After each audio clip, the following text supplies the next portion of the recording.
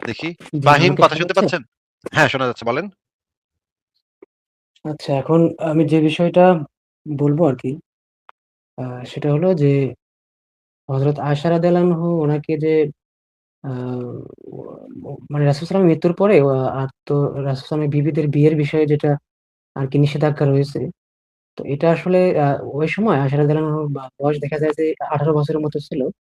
তো তারপর থেকে যেহেতু রাসূল সাল্লাল্লাহু মৃত্যুবরণ করছে, তো এরকম একদম আ টিনেজ বয়স থেকে মৃত্যু অবধি আ মানে তাকে যে অবিবাহিত অবস্থায় থাকতে হইছে, এটা আসলে তো মানে এটা তো কিছুটা অমানবিক মনে হয়, তাই না?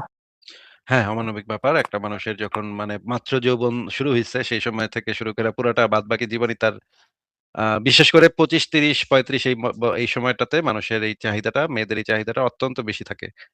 আ এই সময়টাতে যদি সে মানে সারা জীবনই তার এইভাবে কাটাইতে হইছে জিনিসটা খুবই প্রবলেমেটিক। কিন্তু এটা নিয়ে আমি একটা লেখা লিখতেছি। সেই লেখাটার ভিতরে আমি একটা জিনিস দেখাবো। একটা মজার জিনিস আছে। সেটা আমি একটা কিছুদিন পরে বের করব। যে আয়েশা যে একেবারেই অবিবাহিত ছিল সেইটাও আসলে একদম কঠিনভাবে সত্য না। কিছু এদিক-সেদিক আছে এটার ভিতরে। সেটা আমি পরে একসময় একটা লেখা লিখতেছি। এটা পরে বের করা হবে। হ্যাঁ, ফাহিম বলেন। আনমিউট করে বলেন। আচ্ছা, এতটুকুই বলার ছিল আরকি। Thank you. আচ্ছা ঠিক আছে তাহলে আপনাকে বিদায় দেই। পরে আবার কথা হবে নিশ্চয়ই। পরের জনকে যুক্ত করি। মিস্টার হিউম্যান আপনাকে যুক্ত করা আছে বলেন। ভাই আমার কথা শোনা যায়? হ্যাঁ, শোনা যাচ্ছে বলেন। ভাই আমি আজকে ১ম আসছি। আমার অত কিছু বলার নাই। আমি শুধু শুনতেছি। সেটা হচ্ছে এই যে দাসপ্রথা তো আগে ছিল। আমি মনে করি যে ক্যাপিটালিজমের মাধ্যমে দাসপ্রথা এখনো বলবৎ আছে পৃথিবীতে। এ সম্পর্কে আপনার অভিমত কি? ভাই আপনার কি মনে হয় না, না হয় সেটা দিয়ে তো আমি আসলে ইন্টারেস্টেড না এটা জানতে। হ্যাঁ? আপনার কুদ্দুসের কি মনে হয়, আক্কাসের কি মনে হয়, আব্দুলের কি মনে হয়, কার কি মনে হয় সেটা দিয়ে আমি কি করতে পারি ভাই? সেটা যার, যার মনে হোক। আপনার মনে হইতেই পারে কোন একটা কিছু। হুম? আপনার কিছু মনে হওয়া হই দিয়ে কারো পৃথিবীতে কোথাও কারো কিছু যায় আসে না ভাই। হ্যাঁ? আমারও কিছু যায় আসে না। আমি শুনতেও চাই না আপনার কি মনে হয়। আপনাকে আমি জিজ্ঞাসা করিনি কখনো যে ভাই এই বিষয়ে আপনার কি মনে হয়? আমি না, না। ইন্টারেস্টেড না আপনার কি মনে হয় এটা জানতে। কিন্তু আপনার যদি সেই কোন একটা ক্লেইম করতে হয় তাহলে সেই ক্লেইম এর সপক্ষে আপনার এভিডেন্স দেখাতে হবে। দাসপ্রথা মানে হচ্ছে একজন মানুষের ওনারশিপ। মানে তাকে নিয়ে আপনি বাজারে নিয়ে বিক্রি করতে পারবেন। তাকে আপনি যেটা বলবেন সে সেটা শুনতে বাধ্য থাকবে। যদি বাধ্য না হয়, যদি সে না শোনে তাহলে তাকে আপনি মারপিট করতে পারবেন। সে আপনার সম্পত্তি। সে আপনার অন্যান্য গরু ছাগলের মতো সে হচ্ছে আপনার একটা সম্পত্তি। এইরকম কোন এটা হচ্ছে দাসপ্রথার ডেফিনিশন। এরকম কোন দাসপ্রথা সারা পৃথিবীতে এখন চালু আছে এরকম আমার জানা নাই। শুধুমাত্র আইসিস কিছুদিনের জন্য এই রকমের দাসপ্রথা চালু করছিল।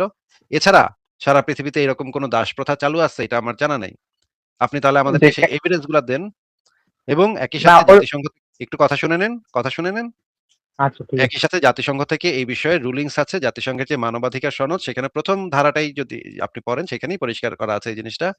এবং মার্কিন যুক্তরাষ্ট্রে সিভিল ওয়ার হয়ে গেছে এই দাসপ্রথা উচ্ছেদ নিয়ে। সেইখানে বিষয়টা ক্লিয়ার হয়ে গেছে যে পৃথিবীতে আর কখনো কোনো দাসপ্রথা চলতে পারে না। দাসপ্রথা নিষিদ্ধ। সারা পৃথিবীতে নিষিদ্ধ।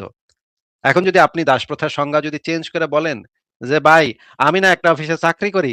আমার বসে আমারে যা কয় আমার সেই কামই করতে হয়। এইটারে দাসপ্রথা বলে।" এখন দাসপ্রথার সংজ্ঞা যদি আপনি এভাবে চেঞ্জ করে তারপর যদি আপনি বলেন যে, "তাইলে তো ভাই সারা পৃথিবীতে দাসপ্রথা চালু আছে।"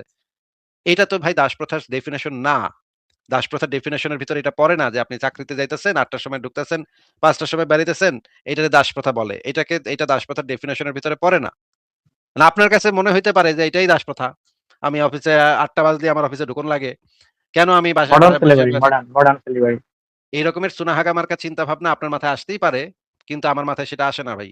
এটা আপনার ব্যক্তিগতভাবে মনে হইতে পারে যে আপনার বউ আপনারে বাজার করতে কইলে আপনি বাজার করে লয়ে আহেন। এটাও দাসপ্রথা। হ্যাঁ? তারপরে হচ্ছে গিয়ে আপনার ঘুম পাইলে আপনার ঘুমাইতে হয়।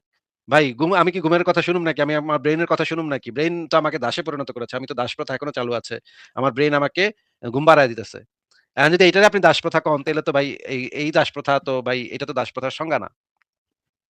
দাসপ্রথার যেটা সংজ্ঞা, প্রতিষ্ঠিত সংজ্ঞা, সেটা হচ্ছে একজন মানুষের ওনারশিপ, মালিকানা আরেকজন মানুষের কাছে থাকে। একজন মানুষের স্বায়ত্তশাসন থাকে না। এইটা যদি কোথাও হয়, নিজের বডির উপরে, নিজের চিন্তার উপরে মানুষের মৌলিকভাবে অধিকার আছে। এইটা যদি ভায়োলেট হয় তখন সেটা দাসপ্রথা হবে। কিন্তু বর্তমান বিশ্বে কোথাও দাসপ্রথা চালু নাই। এখন যদি বলেন যে, "ভাই আমি একটা মাল্টিন্যাশনাল কোম্পানিতে চাকরি করি। ওদের পাঞ্চ কইরা মানে মেশিনে পাঞ্চ কইরা আইডি কার্ড পাঞ্চ করে ঢুকুন লাগে ৮ টার সময়। ৮ টার সময় না ঢুকলেই বেতন কাইটা দেয় আমার।" এইটা তো ভাই দাসপ্রথা। ভাই না ভাই এটারে দাসপ্রথা বলে না। কারণ আপনি চাইলেই যেকোনো সময় সেই চাকরি ছেড়ে চলে আসতে পারেন। আপনার ইচ্ছা আপনি বললেন, "ধুর হালা তোর চাকরির পাছায় লাত্তি মারি" বইলে আপনি কালকেই রেজিগনেশন লেটার লিখে চলে আসতে পারেন। কেউ আপনারে বাল দিয়া পুছবে না। কিন্তু যদি আপনি ওইখান থেকে বেতন নিতে চান, বেতনের নেয়ার সময় আপনার একটা কন্ট্রাক্ট পেপারে সিগনেচার করতে হইছে। সেই সিগনেচার কইরা আপনি সেখানে চাকরি করেন। আবার যেকোনো সময় আপনি ওই কন্ট্রাক্ট অনুযায়ী চাকরি ছেড়েও দিতে পারেন। এটাকে দাসপ্রথা বলে না ভাই। বলেন এবার। হ্যাঁ, ঠিক আছে। আরেকটা জিনিস জানাইতে ছিল, সেটা হচ্ছে যে পুরা পৃথিবীতে যে ট্যাক্স সিস্টেম চালু আছে, হ্যাঁ, আছে। হ্যাঁ? এই যে ধরুন আমি সরকারকে অ্যাক্টিভলি বা প্যাসিভলি অনেক টাকা এটাও কি ট্যাক্স। দাসপ্রথা? এটাও কি দাসপ্রথা? না, না, আপনার মতে ও এটাও ও দাসপ্রথা না, না, নাকি? না, ওটার কথা বলতেছি না। এটা আরেকটা প্রশ্ন। সেটা হচ্ছে যে আমার ট্যাক্স তো সিস্টেমটা আমাদের চালু হইছে আচ্ছা ভাই পৃথিবীতে। আচ্ছা ভাই আমাদের যে হাগন লাগে, এই হাগনটা কি হাগার উপরে দাসত্ব? মানে হাগার না, না, প্রতি এটা আমরা দাস? ওটা তো বুঝছি। ওটা আমার ওই প্রশ্নটা শেষ। এখন একটা নতুন প্রশ্ন করতে চাইছি। না, না ওই যে আপনার ওই আগের প্রশ্নটা ধরেই জিজ্ঞেস করতেছি। আমার যে হাগা লাগে, হাগা চাপে। আমরা কি হাগার দাস? ওটা তো একটা আ বায়োলজিক্যাল সিস্টেম, আমাদেরকে খাবার খেতে হয়, আ তারপর সেটা এটারে ডাইজেশন দাসপ্রথা হয়। কন যায় না? আমরা কইতে পারি না যে ভাই আমরা এখনো দাসপ্রথা চালু আছে। আমার হাগা লাগলে আমরা দৌড়ায় বাথরুমে যাওয়ান লাগে। এটাও তো এক ধরনের দাসপ্রথা নাকি? আপনার ওটা দাসপ্রথা তো তাহলে সম্পর্কে। ওটা তো তাহলে আপনার ইভালুয়েশনের দাসপ্রথা হয়ে যাবে। হ্যাঁ, তাহলে তো দাসপ্রথার ডেফিনিশনই আপনি পাল্টায় লাইলেন, তাই না? দাসপ্রথার ডেফিনিশনই তো আর থাকলো না।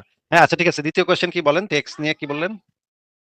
না, ওই যে আমাদের সরকারকে ট্যাক্স দেয়, হ্যাঁ?